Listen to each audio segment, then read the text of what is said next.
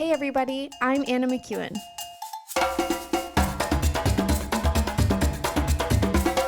And now for Bob Switzer with the epic narrative. Welcome back. That's the opening line to a really old sitcom from way back in the day. As a matter of fact, it goes so far back, I wasn't allowed to watch it. And my sister was. And all the world seemed to be able to watch it except for me, because it was deemed inappropriate for me by my parents, which, you know what, is probably true. They were wise parents. Love them both. At the time of this recording, my dad is no longer around. He is hanging out in heaven, and my mom is, and she's awesome. She is awesome. All right. Exodus chapter 10. We're going to take a look at the verses. Bob's like, of course we are. That's what we do. I know. It's what we do on the epic narrative, and it is one of those things that I think is a unique podcast in what we do. It just is. And the podcast platform is really the best place for this type of activity to take place, because it gives us that, it just gives us that forum. You probably couldn't do what we do on a Sunday morning in any church, because it's too long, and it would just not generally, most churches, it generally wouldn't go over well. You could do it at a conference, but I don't know if you could finish a story. I mean, I know Bob's laughing. I'm laughing too, right? I don't know. Could you do a 60-hour lesson on the life of David at a conference? Probably. I mean, you could probably, it would be a long week. Yeah, like 10 hours a day for 6 days. That's like the worst conference schedule ever. First session will begin at 7 a.m. There'll be a 20-minute break at 10, 20-minute break at noon, 20-minute break at 3, and the final session should conclude about 7 p.m. or something like that. It'd be the worst. And we will continue that for 7 days or 6 days. But you will have the most comprehensive opportunity to study the life of David ever given in a 6-day period of time. And that's true. And that would be true of Genesis, and that's true here, of course, as we work through Exodus. Although I don't think Exodus is going to hit 60 hours. I think we're going to be closer to 50. And every time I try and explain to the world that it's a little shorter, and my wife hears me, she just starts to laugh, because she's like, every day you tell me this episode probably won't be as long as the last one. And yet, she said, and maybe 5 minutes difference. She goes, you can't do a short episode. You can't do a short story. It's true. She asked me a question the other day, and I was talking on, and she just finally looks at me like she's irritated. And I realize I haven't answered the question. I'm giving her all the background information and possible side routes that brought me to my conclusion, but I hadn't told her the conclusion yet. So I finally answered the question, which was like, yes, I am going to go. And then she was like, you see, you should have started with that. And then you could explain why, but my goodness. And I was like, I know. I said, I'm a storyteller, and that's just the way it is. And I get that way when I sit in church, or when I listen to a podcast and somebody makes some vague reference to a story, and I think, did you do any research? Like, you literally just spouted off something you read in a book, but it's not research. It's what somebody, like the other day I heard a preacher say, well, Baal, was a god of the fire, and you sacrifice your children to him. And I'm like, no. That's archaeologically, you are so wrong. And yes, I mean, child sacrifice happened. You could sacrifice your child to any of the gods. Like Moloch required, had the copper basin. It was heated red hot, and you would throw the infant into the middle, and the infants came from the temple prostitutes and the orgies that would take place under the Asherah pole or whatever. It's like, guys, you're just, and I have to remain calm because parts of me wants to just stand up in the meeting or call into the show and be like, seriously, like you're painting with these brushes that are like, you might as well have a spray gun out. And it just proves you haven't done the research. You're trying to prove a point. And that's why this particular podcast, I think, wouldn't fit in most places, because most people are trying, they're there at a church to prove their point, to feel like they're in the right, to think, hey, I'm at a good place, all the other churches aren't, or they're there to say, I don't want a church that takes a stand on anything. So I just want to hear good things about all people, and then I can go but I don't want it to go more than 20 minutes. Oh my goodness. Where in the world are we? How did we get here, Bob? How did we get here? Get us back. Oh, start reading the verses. Good idea. Chapter 10, verse 1. Then the Lord said to Moses, and remember, Moses views things this way because he can't give credit to God, good credit to anyone but God. And sometimes when God reveals things to you, it's not because he's going to do it, but because he knows it's going to come. It's going to happen. And he's giving you a word of warning. It doesn't mean he's telling you, he's warning you that what he's going to do. He's just a loving God. He's going to reveal the plans of the enemy, because he doesn't want you to fall into the trap. So anyway, so I'm sorry. And Bob's like, would you just read the verse? Yes, I'll try. I'll try and read at least two of them. Go to Pharaoh, for I have hardened his heart and the hearts of his officials, so that I may perform these signs of mine among them, that you may tell your children and grandchildren how I dealt harshly with the Egyptians and how I performed my signs among them, that you may know that I am the Lord. Yeah, I can't go on. We need to stop there, because, man, this looks really bad. Like, literally, if you've listened to the epic narrative now for 2.5 seasons, you could be saying, see, Bob, everything you taught us is a lie. There it is right there in English, in black and white. I emphasized English because, of course, I want you to remember these are translations, and we've got to do some research. But there it is in black and white in the Bible. This is the word of God. He plays puppet master, and he purposely forces Pharaoh to behave a certain way so that he can have a great reputation. All right.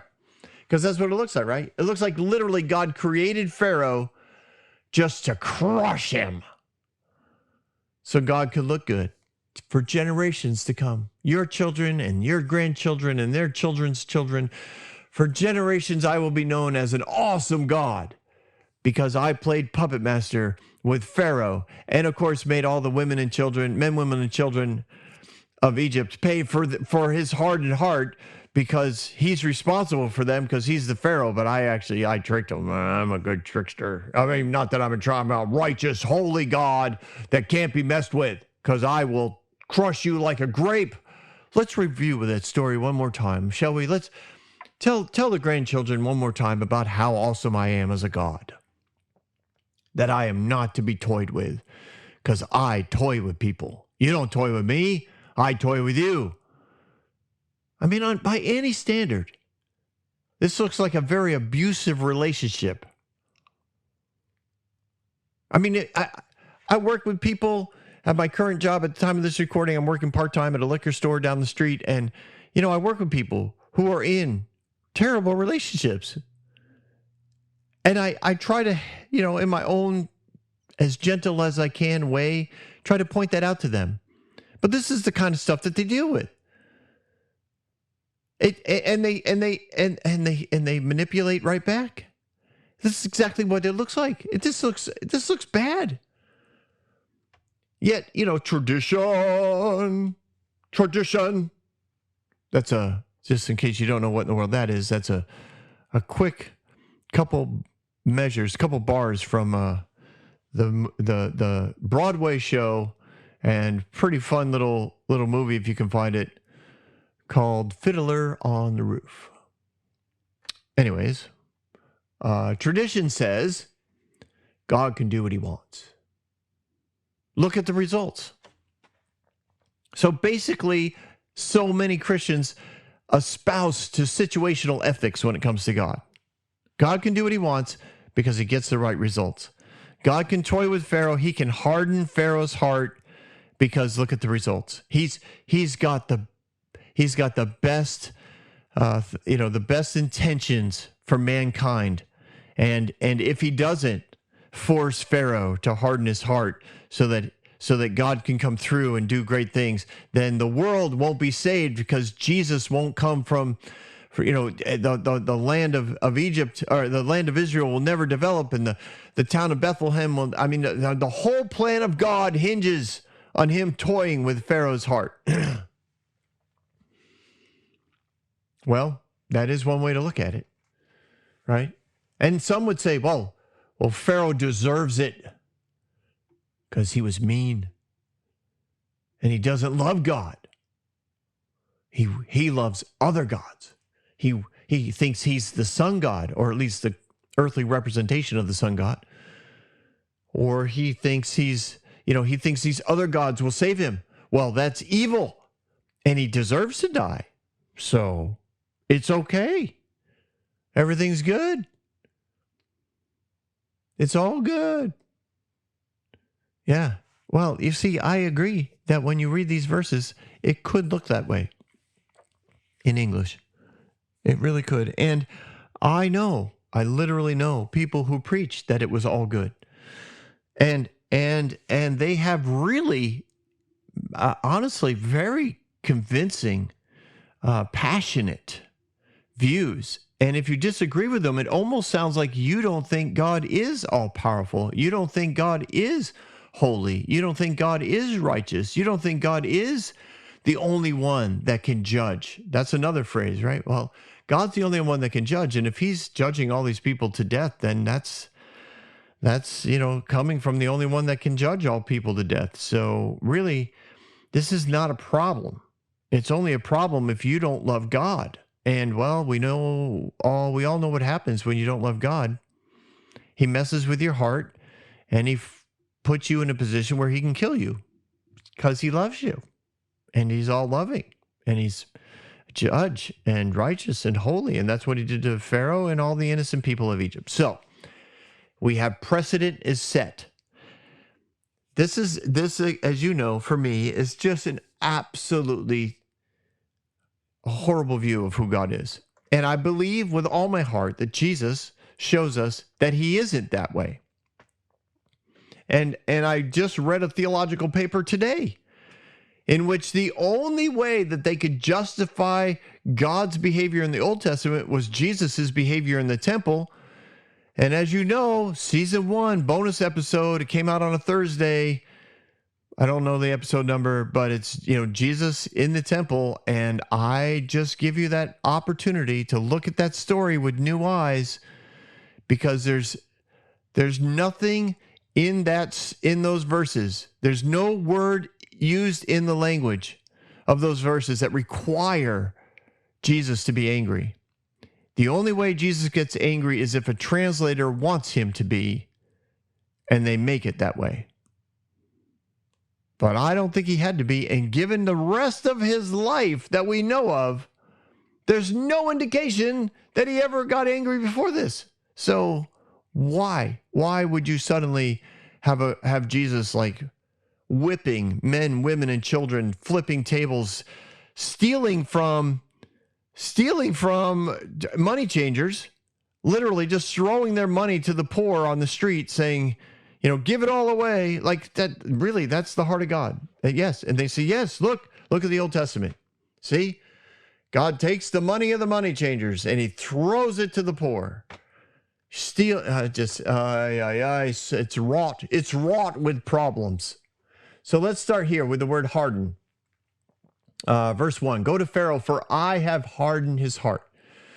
So remember, the word I is not in the original language. So So we just got to take that out. It's implied by a translator, basically. It's implied by the reader, one way or the other, as to who hardened what heart. But the word harden equals the word heavy, grieved, burdensome, hard, dull. So let's just hang on to that definition, and let's combine it with, from verse 2, that you may tell your children and your grandchildren how I dealt harshly with the Egyptians and how I performed my signs among them, that you may know that I am the Lord. Harshly, to deal severely, to make a fool of, or to thrust on ruthlessly, not holding back. Those two words in those two verses, hardened in verse 1, harshly in verse 2, seem to have the most impact on the nature of this paragraph, of these two verses, and seem for many to justify their view of God in all of this. It puts it, I mean, if you thought God was angry and killed people, you've been thinking that since Genesis. So these two verses kind of encapsulate that mindset. So while we look at these verses, let's just pretend that God is good. Let's pretend that he looks like Jesus. I know for some of you this is going to be a stretch. Or if someone sent you this podcast and was like, "Hey, listen to this episode." Some of you some of you might actually already be like almost epileptic in your response to what you're hearing in your headphones or over your Bluetooth speaker. But let's just pretend that God is good. And let's pretend that he looks like Jesus. So God is revealing the truth of Pharaoh's beliefs about himself and the lies that he's believed about the idols that he worships. That's what's going on. That's how he's dealing harshly. He's revealing things. He's making Pharaoh look foolish. He's thrusting him into the light. He's not holding back the information. God is letting him see the true nature of the magicians, of the sorcerers, of the wise men, of the political advisors, and all the roles that they've had in enslaving him, Pharaoh, to the life of fear, pride, arrogance, and entitlement. All of this has been revealed. We've been talking about it for the last, shall we say, the last 6 or 5 rounds of battling between God and the enemy.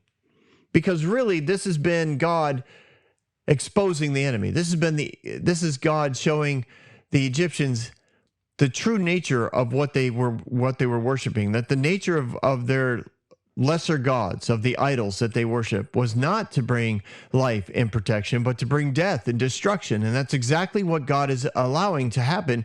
And instead, he's showing them that he, Yahweh, is available for protection. By protecting the people of Israel, it's an invitation to the people of Egypt to follow after God. And we saw in the last chapter that some of Pharaoh's officials took the warning of Moses and brought their cattle and their servants inside because of the hail that was coming.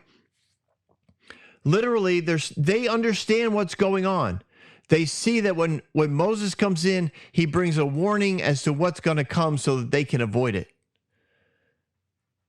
And so many people present this as though these are plagues that God is sending, and there's no avoiding it. And yet, the Egyptian officials are starting to pick up on the rhythm here. They're starting to see what happens. When Moses says something, we need to heed it, because his God is trying to tell us what's going on.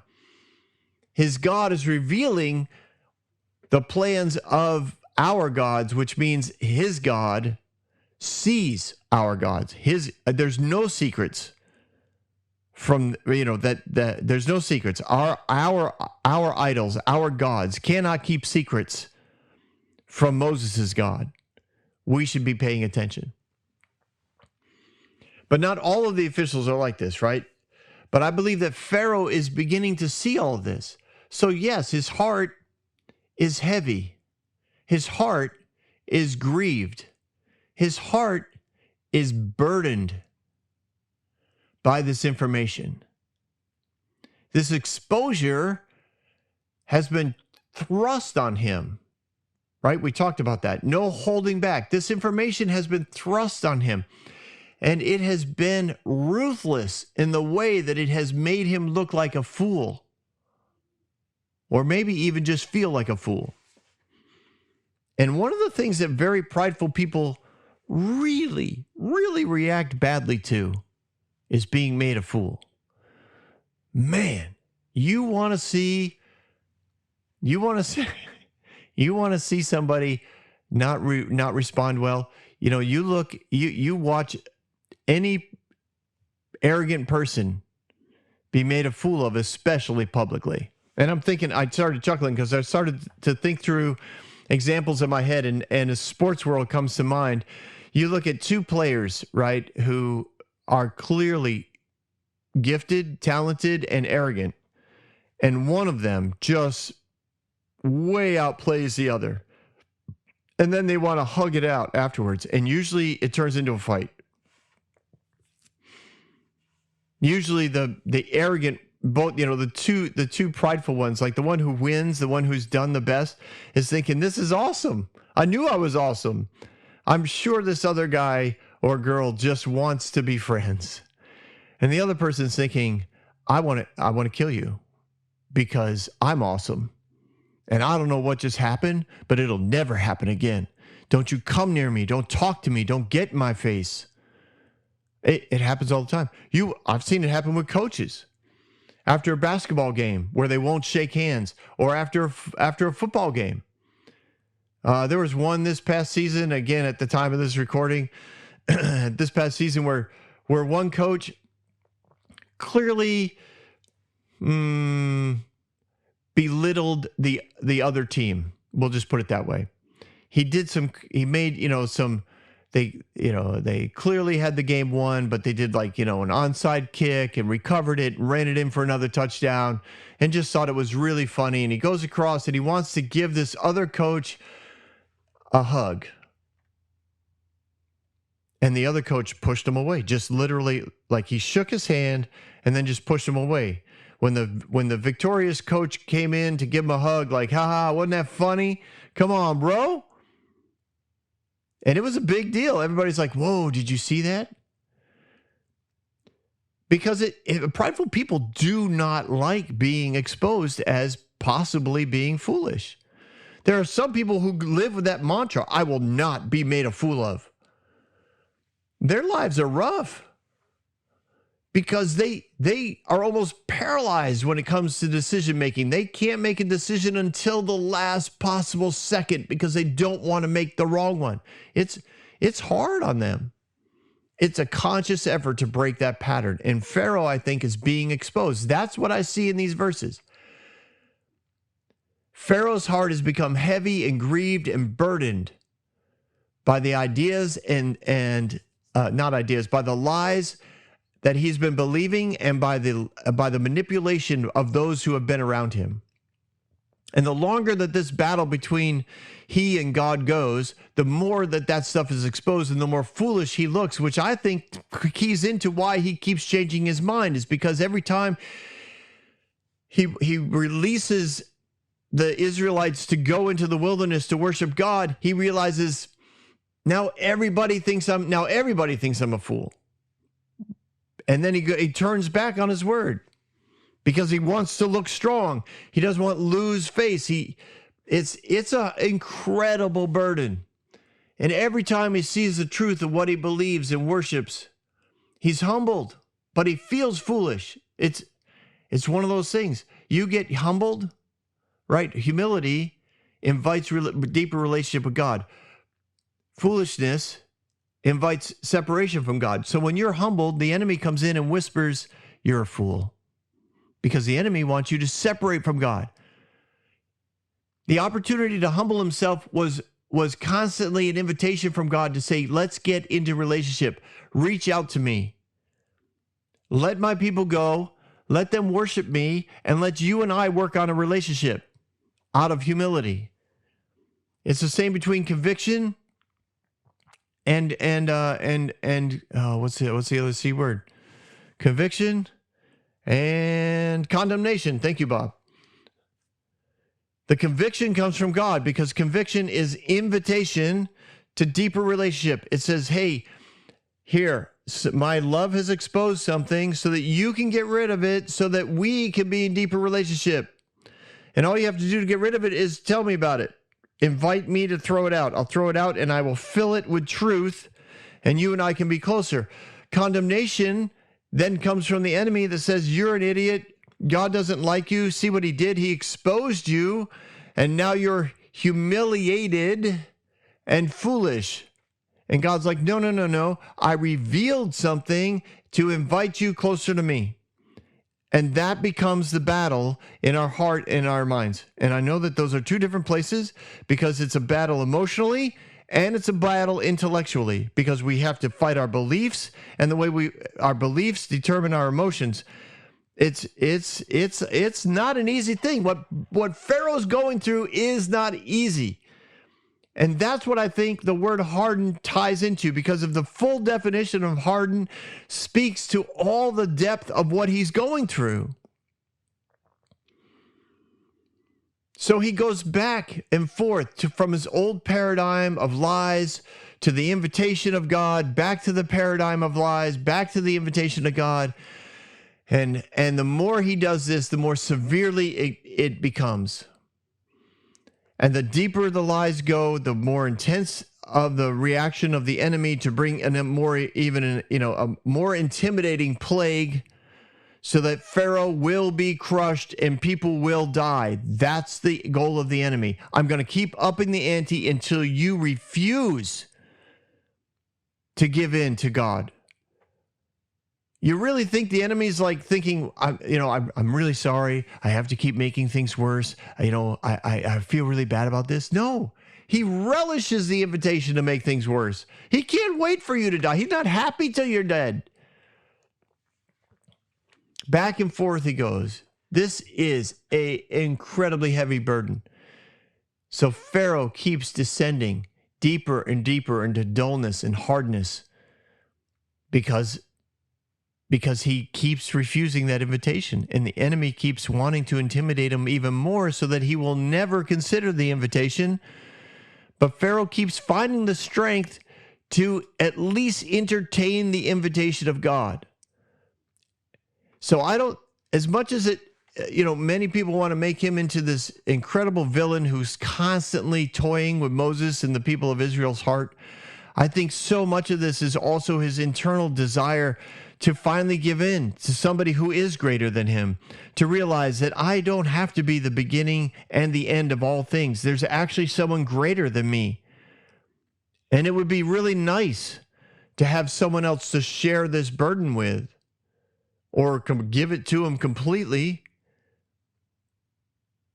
And man, the enemy's like, no, I've got to make things worse. I've got to let him know that if he goes against me, I will kill him.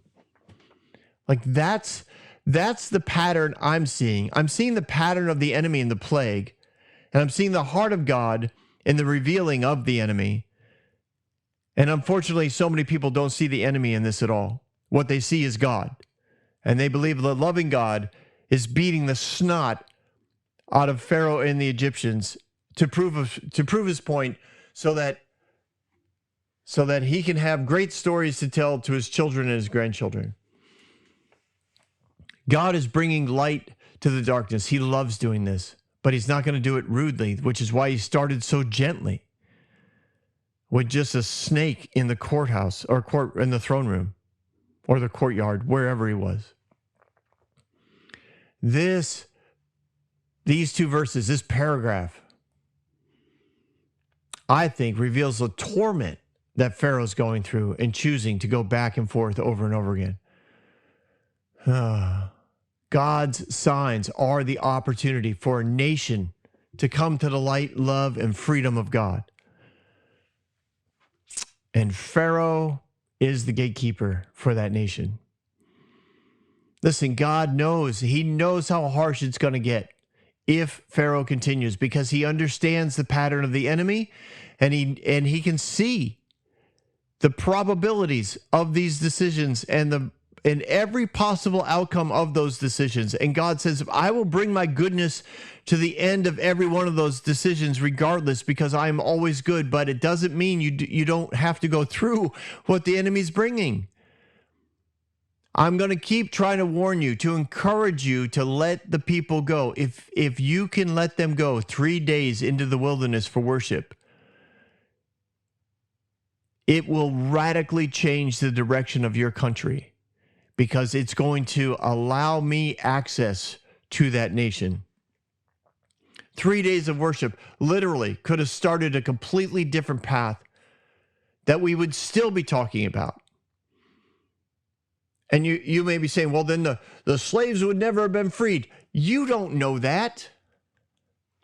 You don't know that. And if nothing else, I think that is an uninformed view of the great power of God's love.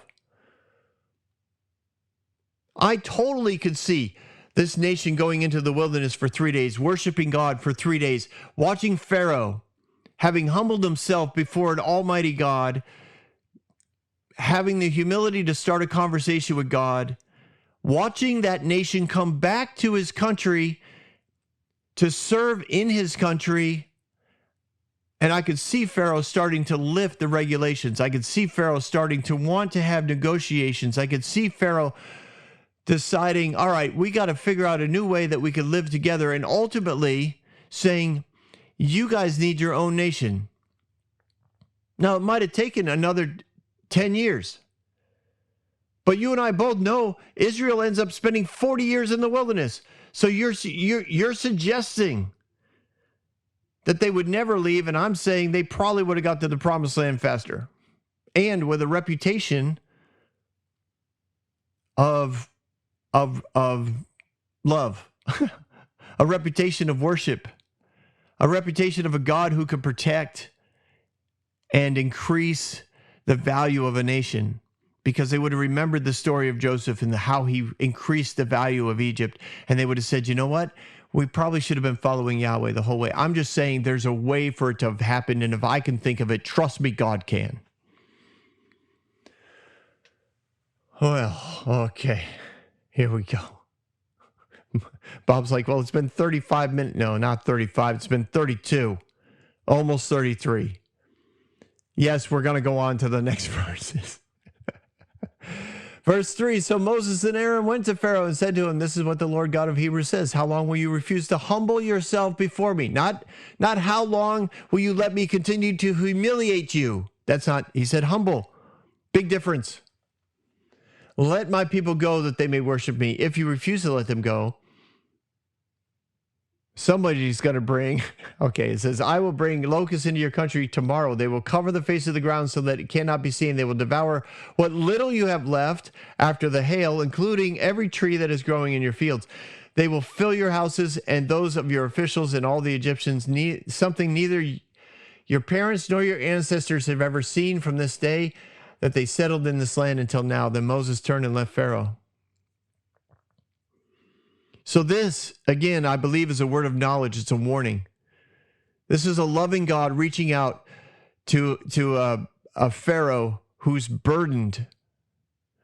And he tries to call out of Pharaoh once again his true identity. He goes, I want you to humble yourself before me. I want you to be who I created you to be. I want you to lead this nation into an opportunity for life and light. I'm going to tell you what's coming tomorrow. The enemy is sending locusts, and not just, you've had locusts before. I know you think this will be no big deal. No, trust me. This is going to be such a covering of locusts that there'll be nothing green left in your country. It's bad enough that the enemy has already crushed all of your, all the grain and corn, the two crops that were available. I forget what they were. But the locusts are going to eat everything that's green. So even though the other plants weren't ready for harvest and therefore kind of survived the hailstorm, nothing of the next two crops are going to survive. And all your fruit trees are going to be eaten. So none of the leaves are going to be there. None of the plant, like you're literally going to lose it all if you don't humble yourself. Just let my people go. It will release an opportunity for blessing like you will never have experienced. But if you don't, you're going to see a covering of locusts that you, your grandparents, your nobody has seen since the founding of this country. I'm calling you out to your true identity as an actual amazing leader that's in alignment with God and his plans. I want to exalt you so that the name of God will be exalted throughout all the world. Now, the enemy had hijacked that plan and had exalted Pharaoh's name amongst all the world. And the Lord's like, I can turn that to something good. I can bring that back to what you were originally called to do. He lets Pharaoh know, listen, nothing's going to be left. Your nation will be starving. The economy will be completely wiped out, even more than it currently is. But there is a God who can protect you. You've watched me protect my people. You've watched your officials protect their goods by getting them inside when I warn them. There is a God that can free you from what? Not just the enemy, but I can free you from the heavy burden that you carry, from being grieved at what you've been able to see of the enemy, of what you've been able to experience of his true nature. I can free you from the foolishness that you think you're surrounded by because you've believed lies about the enemy, about your people, about the magicians, about the political officials, about even the people who trained you to become a pharaoh. They lied to you about who you really are. I can free you of all of that. Please humble yourself, or tomorrow it's going to get really, really bad in this country. And we will see what tomorrow brings next week on The Epic Narrative. Don't go anywhere. We've got Bob Thoughts.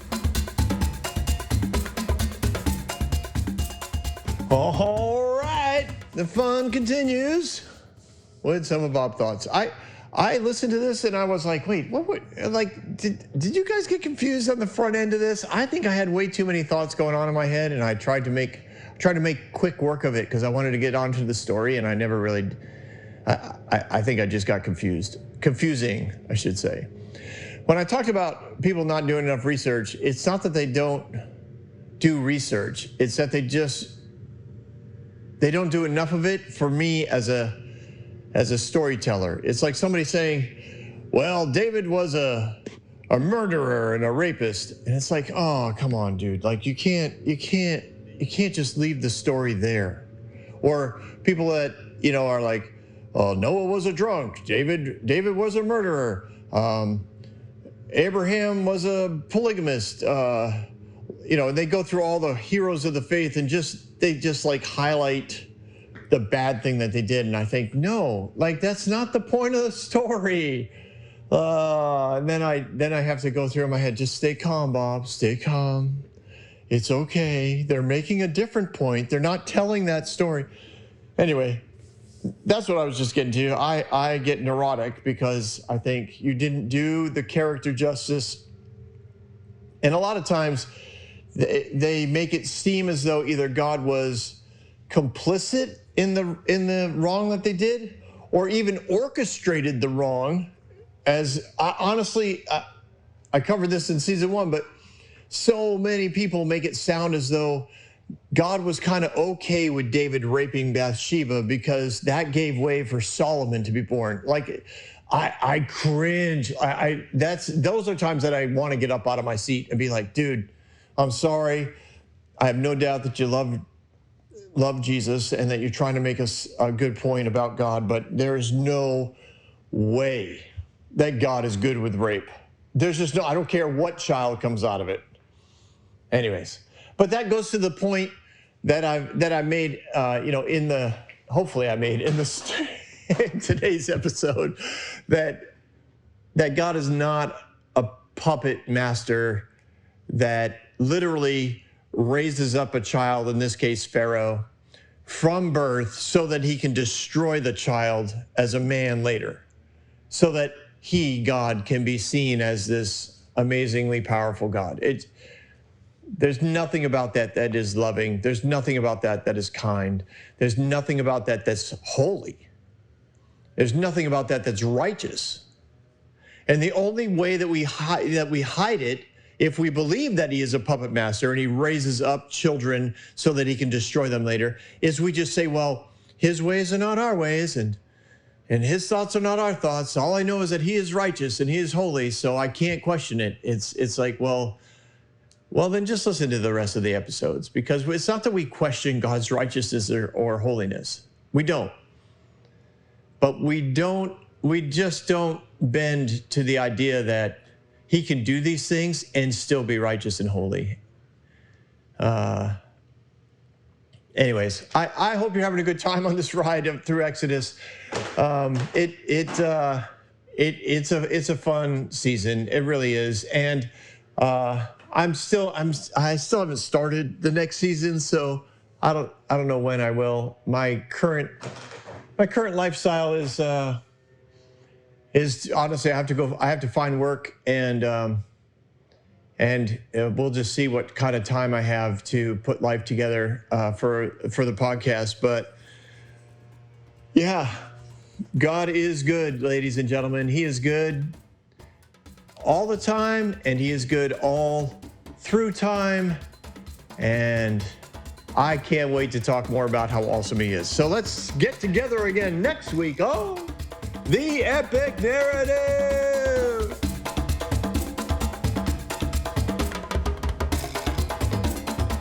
Hey everyone, thanks for listening. If you like what you heard, you can subscribe to this podcast on any platform you use. You can also reach out to Bob for questions or booking at thebobswitzer.com or email him at thebobswitzer@gmail.com. See you next week, guys.